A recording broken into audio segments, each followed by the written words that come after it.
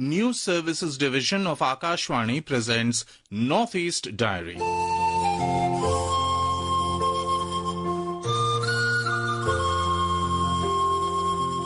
Good evening and a warm welcome to another episode of Northeast Diary, your window into the vibrant cultures, inspiring stories and unfolding events across the 8 jewels of India's Northeast. I'm Vinita Thakur, and in today's episode, we bring you an exclusive interview with Dr. Sandeep Deshmukh, Senior Scientist and Head of ICAR KVK, VOCA, and Nodal Officer, Press and Media Release, VKSA, Nagaland State, on the ongoing Viksit Krishi Sankalp Abhiyan with a special focus on Nagaland. We'll also feature a radio talk on Arunachal Pradesh, the land of the rising sun. But first, let's talk about our planet and our future. Just 2 days ago, we celebrated World Bicycle Day, honoring one of the most sustainable, healthy and accessible modes of transportation.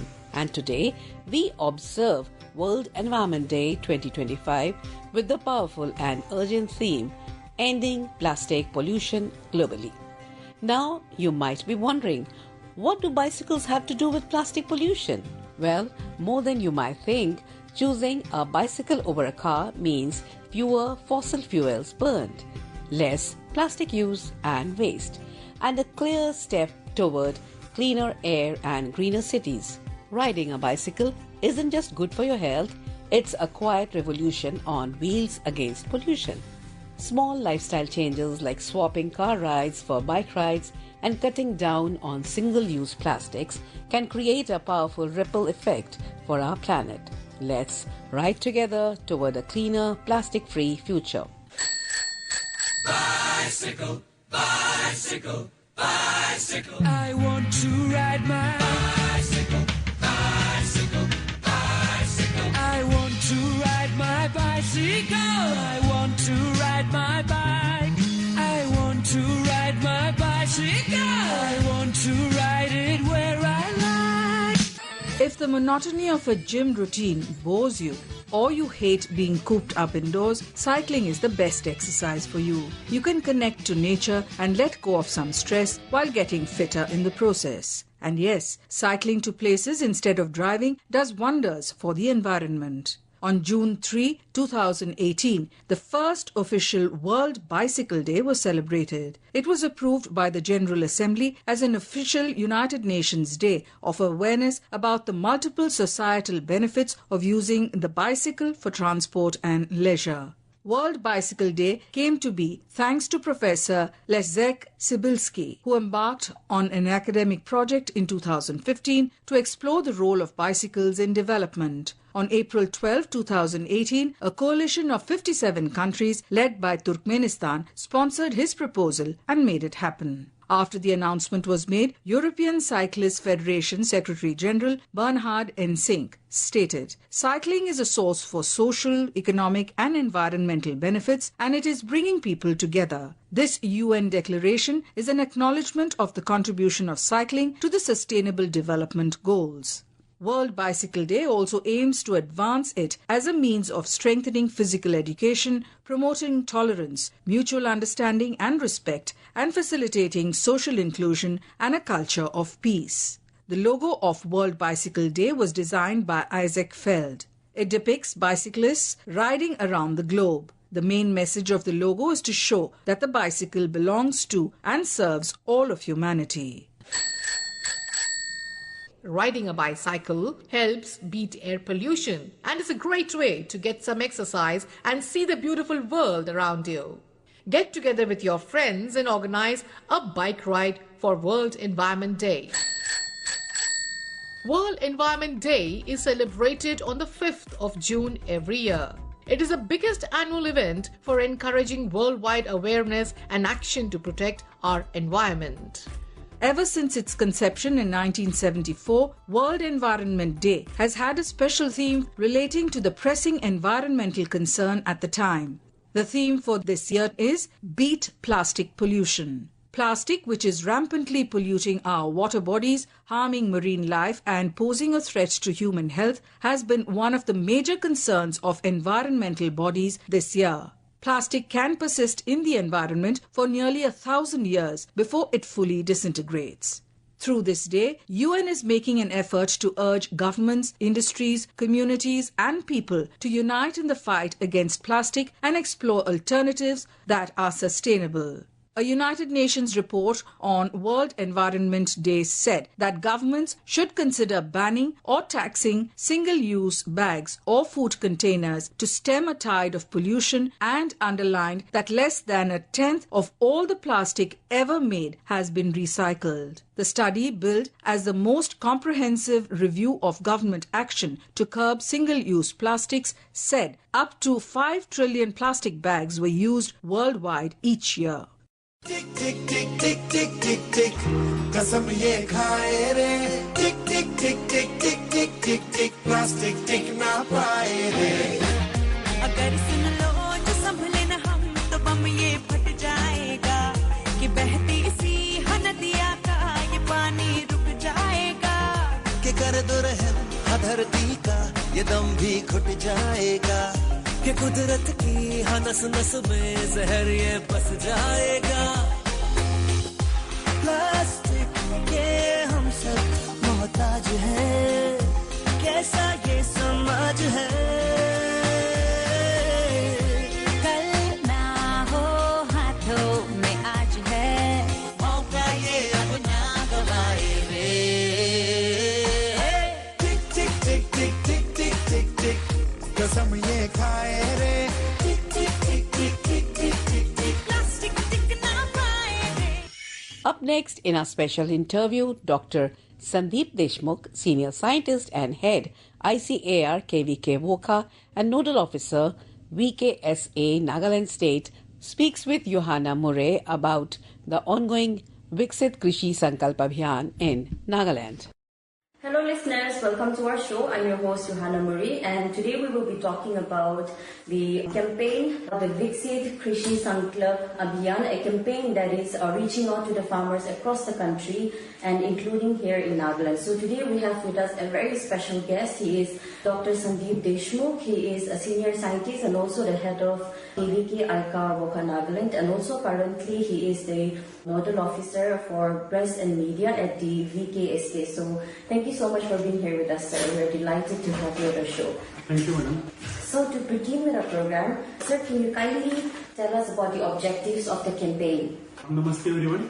Our Honorable Prime Minister Narendra Modi has given a vision of Vikasit Bharat, developed nation by 2047. In alignment with that vision, Honorable Union Minister for Agriculture and Farmer Welfare, Sri Shivraj Singh Chauhan sir, has launched this Vikasit Sankalp Abhiyan.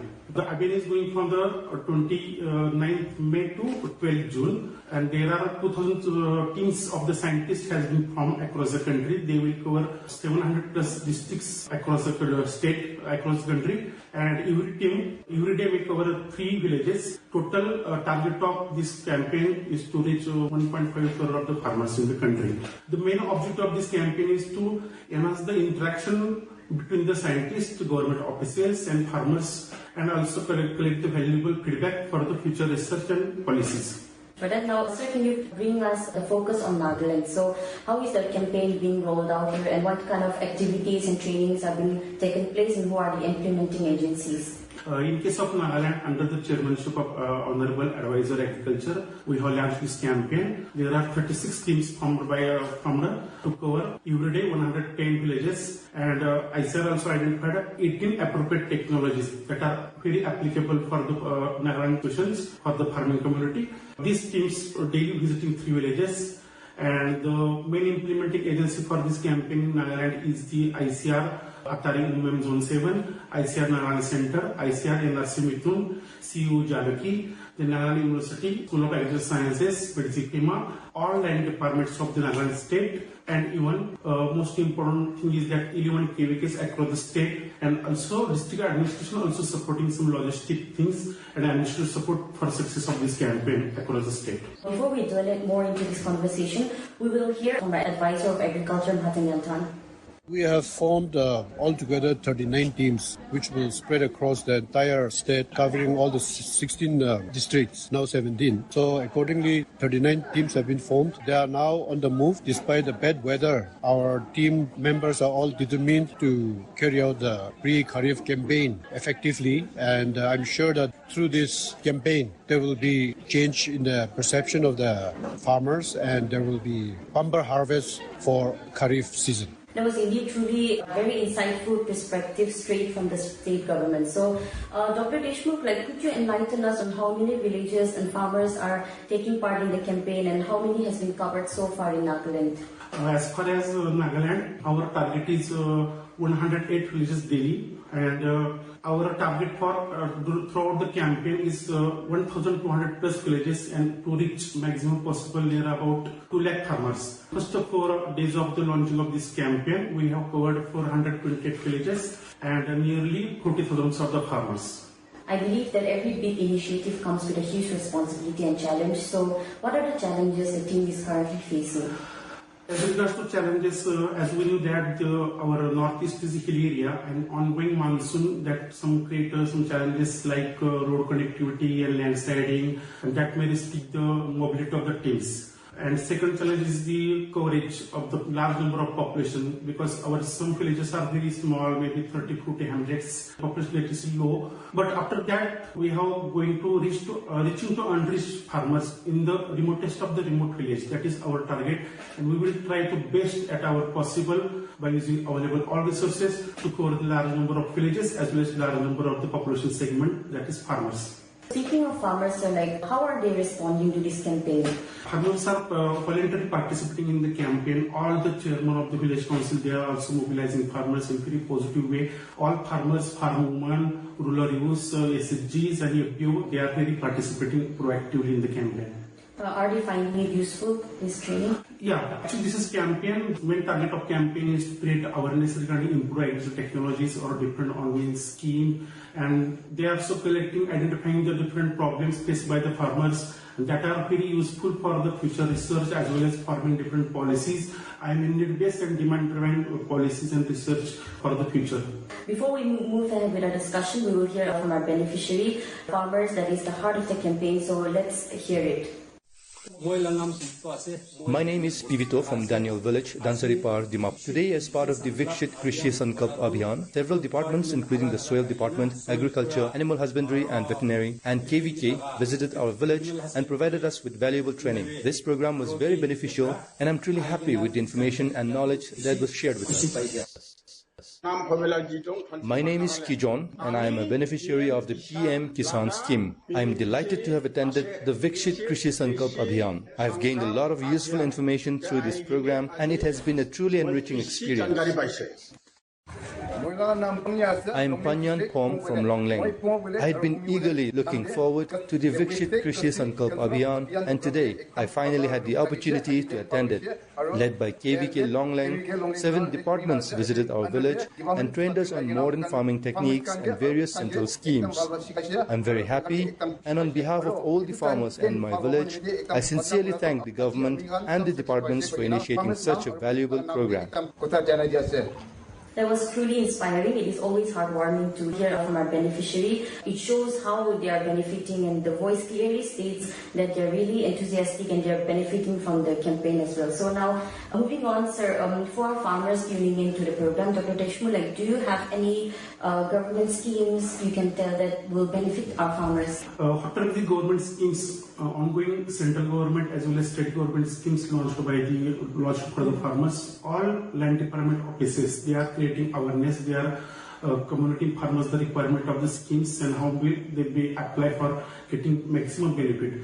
So all state department offices, they are proactively creating awareness among the farmers regarding all sector schemes. Looking ahead, what potential do you see for Nagaland in the field of agri and allied sector, and how can our farmers use modern technology with their traditional practices to improve their production?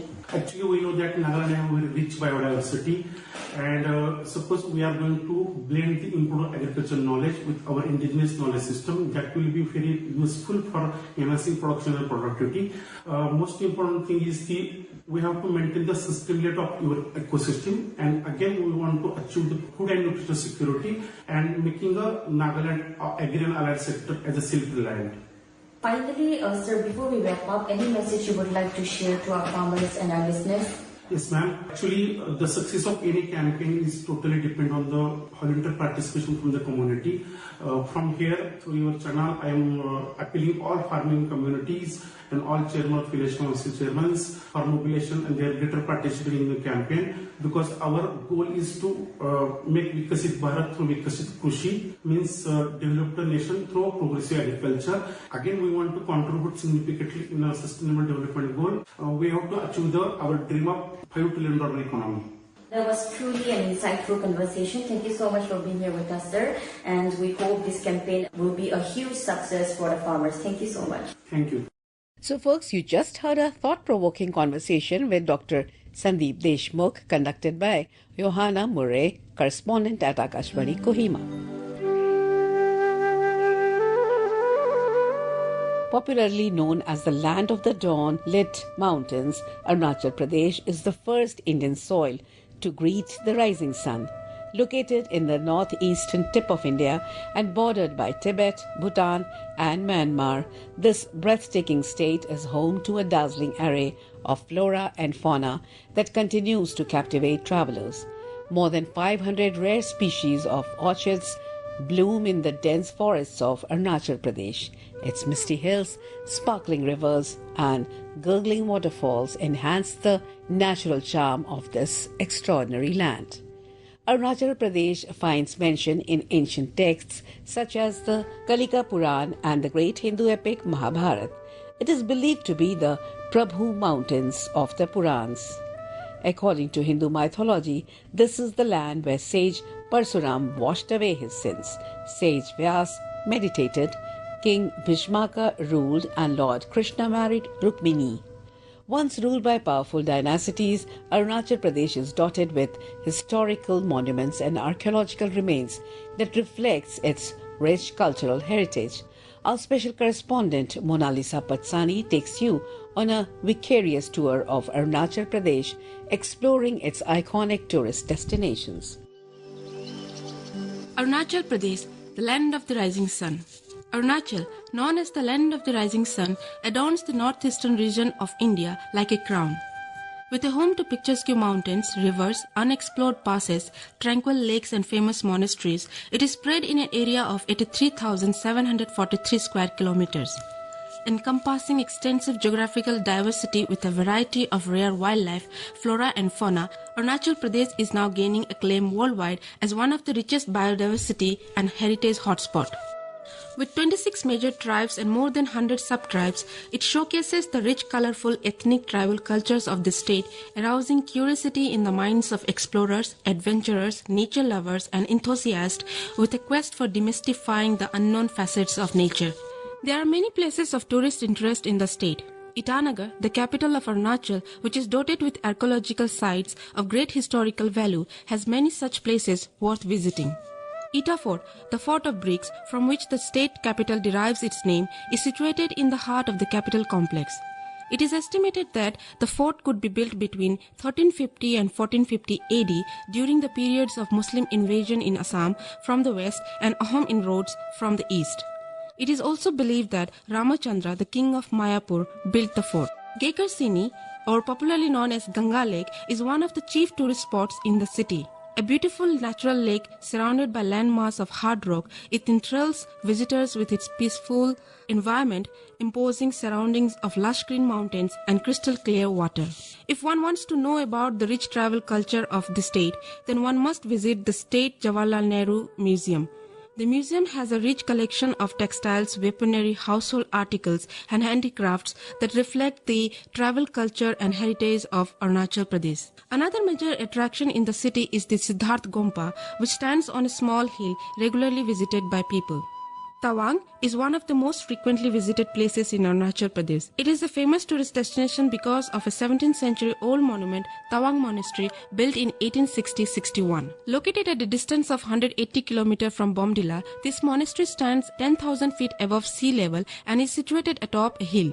An epicenter of spiritual acclaim, Tawang Monastery is the country's largest monastery and Asia's second largest, with the capacity of housing 700 monks at a time. The highlight of this monastery are the imposing 3-storied assembly hall and the 28-feet high golden statue of Lord Buddha. There is also a big library which has an impressive collection of ancient books and manuscripts. The famous Buddhist gold-inscribed scriptures Kangnyor and Tangnyor are preserved here. While rising steeply to reach Tawang, one has to pass through the Sela Pass, which is covered with snow for the most of the year. Jung Waterfall is another big tourist attraction.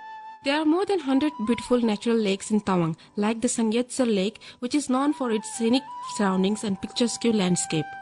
There are 7 wildlife sanctuaries and 4 national parks. The most prominent among them is the Namdapha National Park, which lies in the international border between India and Myanmar within Changlang district. This park is the 15th tiger reserve of the country that is spread over an area of 1,985 square kilometers. It is the only national park in the country where 4 of the felines, tiger, the leopard, the snow leopard and clouded leopard are found. Bison, sambar, barking deer and a variety of snakes are the other inhabitants of the park. Malithan, located at Likhabali in Arunachal Pradesh, has a 7 to 8 centuries old temple site in ruins. Temple ruins and sculptures here testify the visit of Lord Krishna, who stopped over along with his wife Rukmani to grace the hospitality of Malini, a form of goddess Parvati, Lord Shiva's consort. A series of excavations have unearthed a decorated basement of a temple, icon of deities, animal motifs and floral designs, carved columns and panels reminding of an unknown past. Bishmak Nagar, place dating back to 17th century AD and located in Lower Dibang Valley district, is famous for the ruins of a hill fort that belonged to King Bishmak, who was the father of Lord Krishna's wife Rukmani. Parshuram Kund is a sacred place for Hindus. According to the ancient Indian mythology, Parshuram, a great sage of ancient India, had washed his sin of matricide in the bank of the river Lohit, which later came to be known as Parshuram Kund. Every year on Makar Sankranti during the month of January, thousands of pilgrims converge here to take a dip in the water. World War II cemetery is a recent discovery with about 1,000 graves of Allied soldiers, believed to be mostly of Chinese, Kachins, Indians, British and American soldiers who died in the Second World War, is located at Stilwell Road in the Jairampur Nampong Road of Changlang district. It has attracted media persons, historians and archaeologists from different parts of the world. The Research and Tourism Department are taking steps for preservation and development of this monument. Zero Valley, located at 1500 meters above sea level, is a beautiful hill station as well as one of the oldest towns of the state. It won't be wrong to call it the Switzerland of Arunachal. Mainly inhabited by the Apatani tribe, this valley is rich in biological diversity. Both subtropical and alpine forests are found here, along with various types of flora and fauna. The town wears a festive look during festivals celebrated by the Apatani people. It looks beautiful in every season. Machuca is a small town located in a picturesque valley near the Indo-Tibet border. During winters, one can get great views of the snow-clad mountains and snowfall. Other attraction is Machuca Lake, a natural lake situated at high altitude with scenic surroundings. One of the oldest Buddhist monasteries of Arunachal Pradesh, named Samtam Yongsa of the Mahayana sect, is situated here atop a hill overlooking the valley. A major part of Arunachal Pradesh is covered with lush green evergreen forests. Apart from thick forest cover, 5 rivers, namely Kameng, Subansiri, Lohit, Siang and Tira, flows through the hills of Arunachal, thereby offering great opportunities for adventure sports like trekking, angling, boating and rafting. In fact, the state is much sought after for adventure tourism that is quite frequently organized in its upper reaches. The culture of Arunachal Pradesh is truly varied in the sense that the state has 26 major tribes including sub-tribes. Every tribe has its own unique set of traditions and customs. The major tribes of Arunachal are Adi, Galo, Akka, Apatani, Nishi, Tagins, Mompa, Khamti, etc. The sun and the moon are the presiding deities of the major tribes who follow the Doni Polo religion. The West Kameng and Tawang districts are mainly inhabited by the Tibetan-influenced Monpa and Sedukpen tribe. In Lohit district, it is the Khamti and the Singpho tribe. All these four major tribes are followers of two different sects of Buddhism, Mahayana and Hinayana. The other tribes are basically followers of ancient beliefs with nature worship and animal sacrifice.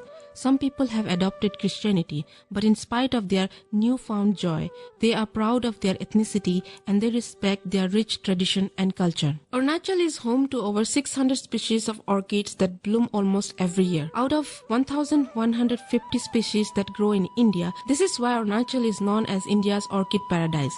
The exquisite orchids that bloom in an assortment of colors and forms is a wonderful sight to behold. A majority of these are rare, endangered and ornamental. Tourists visiting Arunachal Pradesh are always eager to visit the natural habitat of orchids. Usually trekkers with an eye for detail always happen to stumble upon varieties of orchids while passing through the jungles of Arunachal. The Orchid Research Center, which was set up by the state government at Tipi, is the center of tourist attraction. Similarly, the Sesa Orchid Sanctuary in West Kameng district is a wonderful location that has trekking routes within the sanctuary for the enjoyment of visitors who love orchids. Visitors are advised not to take pictures in border area without permission and never bring anyone without inner line permit. They are also advised not to do anything unhealthy that may prove detrimental to this beautiful and peaceful state. And now experience the breathtaking beauty of Arunachal Pradesh through this soulful song, Arunachal Downlit Mountains by Don Cam. Reporting live from the downlit mountains, all fresh from the leaves to the fountains. Beauty everywhere you see from your naked eyes. That's why the people call it untouched paradise. At first glance you just can't believe yourself, but seeing is believing. Come see it for yourself. AP is the place to be. Put your hands in the air for Arunachal, Arunachal. सामने तो आए इन पहाड़ों पे चल, ये वादियाँ ये नदियाँ, गौर से सुनो इनमें है काफिया. अरुणाचल अरुणाचल सामने तो आए इन पहाड़ों पे चल, ये वादियाँ ये नदियाँ, गौर से सुनो इनमें है काफिया. Nahang is a dodo, nahang is a dodo, lagi andon polo, michanyon ngam homto, goso belimpang, goso sitain, goso belimpang, goso sitain. Reporting live from the downlit mountains, all fresh from the leaves to the fountains. Beauty everywhere you see from your naked eyes. That's why the people call it untouched paradise. At first glance you just can't believe yourself, but seeing is believing. Come see it for yourself. AP is the place to be. Put your hands in the air for Arunachal, Arunachal. सामने तो आए इन पहाड़ों पे चल, ये वादियाँ ये नदियाँ, गौर से सुनो इनमें है काफिया. अरुणाचल अरुणाचल सामने तो आए इन पहाड़ों पे चल, ये वादियाँ ये नदियाँ, गौर से सुनो इनमें है काफिया.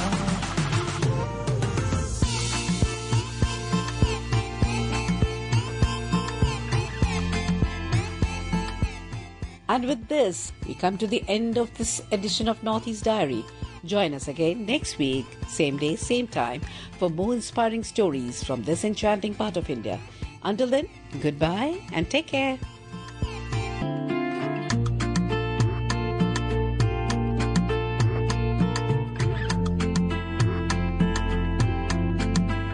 अरुणाचल अरुणाचल सामने तो आए इन पहाड़ों पे चल, ये वादियाँ ये नदियाँ, गौर से सुनो इनमें है काफिया.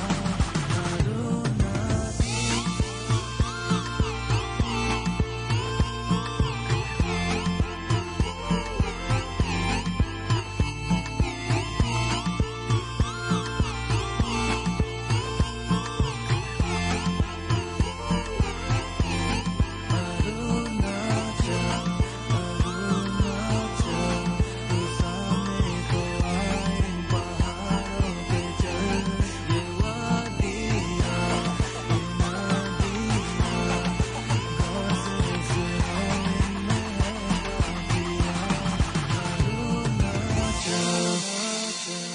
This program was presented and produced by Vinita Thakur with assistance from Kumar Gaurav.